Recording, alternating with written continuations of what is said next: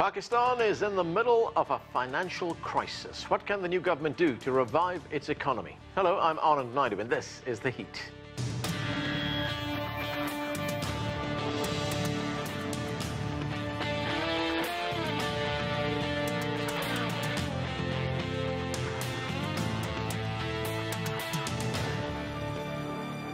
With poverty and unemployment on the rise, Pakistan is dealing with economic turmoil.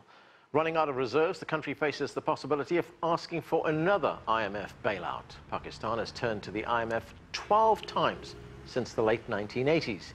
US Secretary of State Mike Pompeo was in Islamabad last week in an attempt to reset relations between the two countries. Washington has been critical of how Pakistan is dealing with terrorism and cut $300 million in military aid. Chinese Foreign Minister Wang Yi also visited Islamabad over the weekend to help promote bilateral ties. The new Pakistani government wants to renegotiate parts of the China-Pakistan economic corridor, claiming it has led to a bigger trade deficit for the country. To discuss the situation in Pakistan, let's meet our panel. Here in the studio, Shuja Nawaz is a distinguished fellow at the Atlantic Council. From Islamabad, the Executive Director of the Pakistan-China Institute, Mustafa Sayed. Zhao Hai is an Assistant Research Fellow at the Chinese Academy of Social Sciences. He joins us from Beijing, and also with us in the studio, Jonah is a Senior Political Scientist at the RAND Corporation. Welcome to all of you. Let's start in the studio with Shuja Nawaz. Shuja, Pakistan has a new leader, Imran Khan, and he takes office at a very crucial time for the country. It's facing some major economic challenges. He's largely untested, hasn't had experience in high office. How serious are the country's economic problems, and what are the main issues that Imran Khan will have to address? The problems are serious, and I think he is fully engaged with that. And some of the early steps that he's taken have been in getting together a team in government as well as through the advisory councils of the best and the brightest, regardless of their origin, regardless of what party they worked with in the past, to help advise him. A lot of the issues that Pakistan faces, resource generation, improvement of capacity, etc., are all internal. They don't relate to outside assistance. These are things that Pakistan can and should do on its own. And if it does that, it can then go to outside sources like the International Monetary Fund, the World Bank, the Asian Development Bank, as well as bilateral donors like Saudi Arabia, China, the United States, and others that are prepared to assist Pakistan at this time. Its needs are calculated at roughly something like $25 to $30 billion a year for the next 3 years. This would be for repayment of debt and other obligations. But it also has the capacity. It's not going to be a static situation. It's already investing a fair amount, and it's already getting a fair amount of money from its exports, which have been increasing dramatically, and I can share those details with you later. Right, just one point on what you say. If he has to put the house in order first before he goes to the rest of the world, does he have political support in Pakistan for that? I think the support is there. These are the early days, and a lot of people would be willing to give him the time to get things sorted out. Right. But it's a question of being able to chew gum and walk at the same time. Right. So you begin the discussions with outsiders, but you also start showing them that you're serious about fixing things at home, building the capacity, getting the institutions together, and populating them with the right kind of expertise, so that when you send your teams out to talk to countries or to institutions, they are listened to seriously. Mustafa Sayed, Pakistan seems to be going through something of a realignment phase right now, retuning its relationships with its major partners around the world, with China, with the United States, for instance. Who does Pakistan turn to for help? Does it go to the IMF? Does it go to the United States? Does it go to China? What's next? Well, it's a tricky situation in Pakistan because the current government criticized previous governments for going to the IMF, for going to Western donors and asking for help, and said that we should use our indigenous resources and opportunities and export-led growth to improve our economy, improve our balance of trade.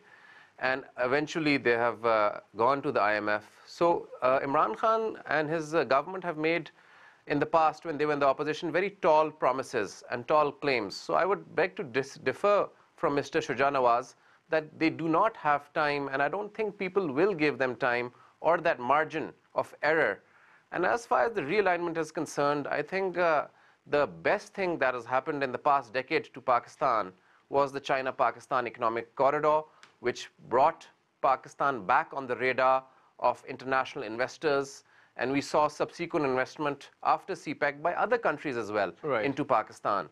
So I think CPEC has really contributed to Pakistan's revitalization, and also, apart from figures and growth, has also given people hope in Pakistan.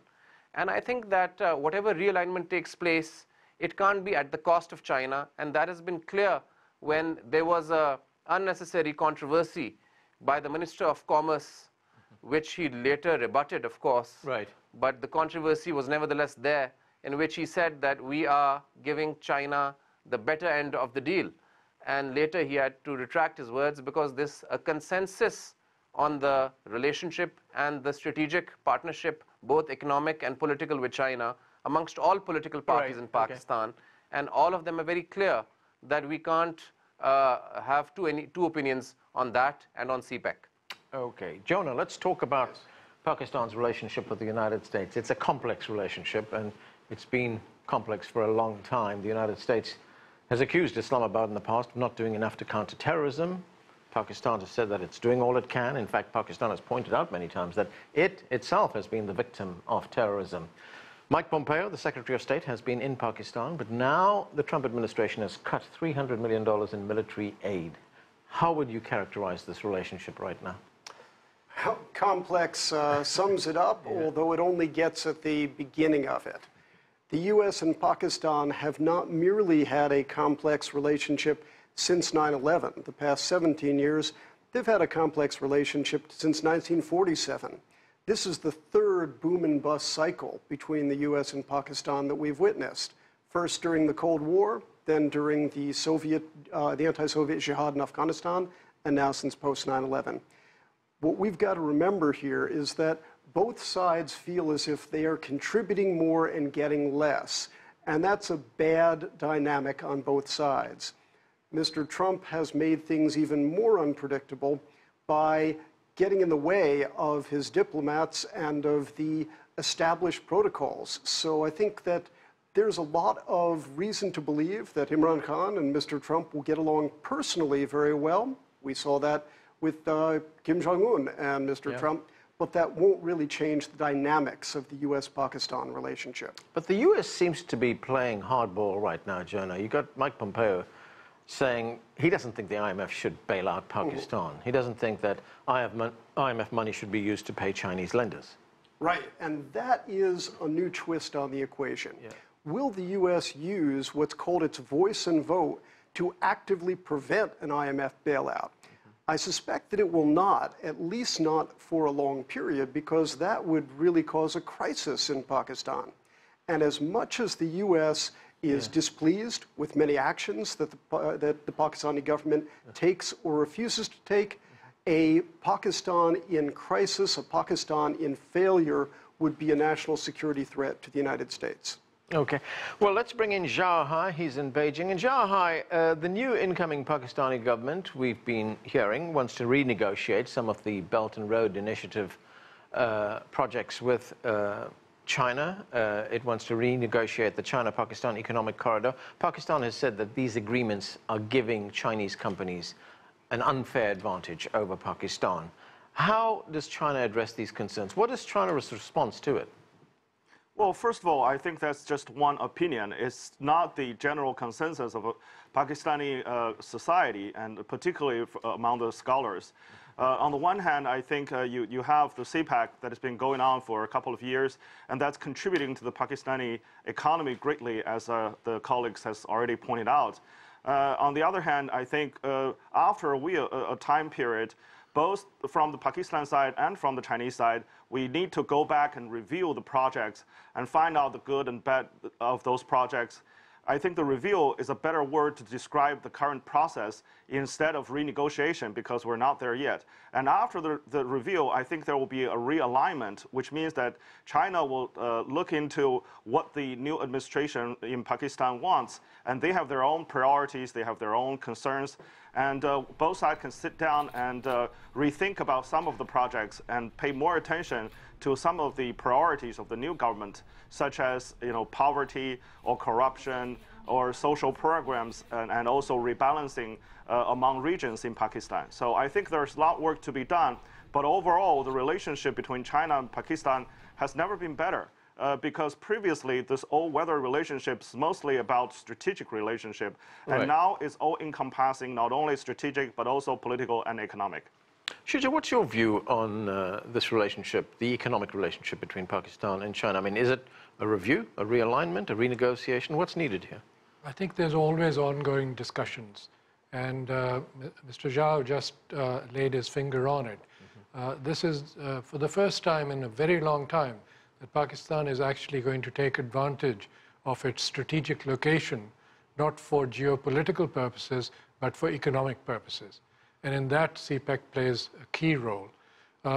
One should be clear, though, that CPEC is not manna from heaven.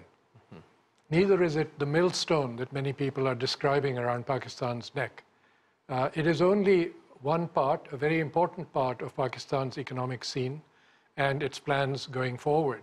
And we have to put that in perspective, because if you look at the size of the investments in CPEC, the annual average is about $2 to $3 billion a year, whereas the total domestic investment in Pakistan is already $45 to $50 billion a year. And as Mr. Zhao pointed out, within the first couple of years already, some results, in cricket parlance, some runs have been put on the board. So you've added to the electricity generation capacity, which was one of the first of the early harvest stages of CPEC projects. That is allowing growth to pick up. And when growth picks up, you can afford to pay back a lot of the monies that have been invested by the private investors in the independent power producers agreement with China. You also have the issue of debt repayment, which is easier because exports have increased. The latest figures from yesterday indicate a 24% increase in exports in August, which on a year-to-year basis translates to 8% increase. That allows Pakistan to gain a much larger amount from its own export earnings, which allows it to repay the Chinese investors the rates of returns that were promised to them. It's not all perfect, but I think the trajectory and the direction are correct. Yeah, and we also had a call most recently from the Financial Times that there should be more industrialization in Pakistan. Well, if you give me a second, let me just break down the way CPEC is structured. It's not all one big ball of wax. There are the early harvest projects, which are from 2015 to 2018. And these relate largely to the energy sector, where already runs have been put on the board. Then there are the short-term projects. These are up to 2022. These includes road, they include Gwadar development, they include the optic fiber network, and hydroelectricity, coal mining, and power. And then you have the medium-term projects, which go up to 2025, which include railways and industrial zones, the first work on industrial zones. That is now being discussed. And then the long-term projects are the industrial zones completion, as well as agriculture and tourism. So there is a long-term plan, and people are tending to put all of this together and say, oh, this is going to be like Colombo and Sri Lanka's problem with the port. And China will never own Gwadar because that's all grant money. And that's development that will occur in a future phase, which is most of the western corridor in Pakistan is financed entirely by Pakistan. Okay, we are going to have to take a break right now. There's a lot more to discuss. We'll be back in a short moment. Stay with us. You're watching The Heat.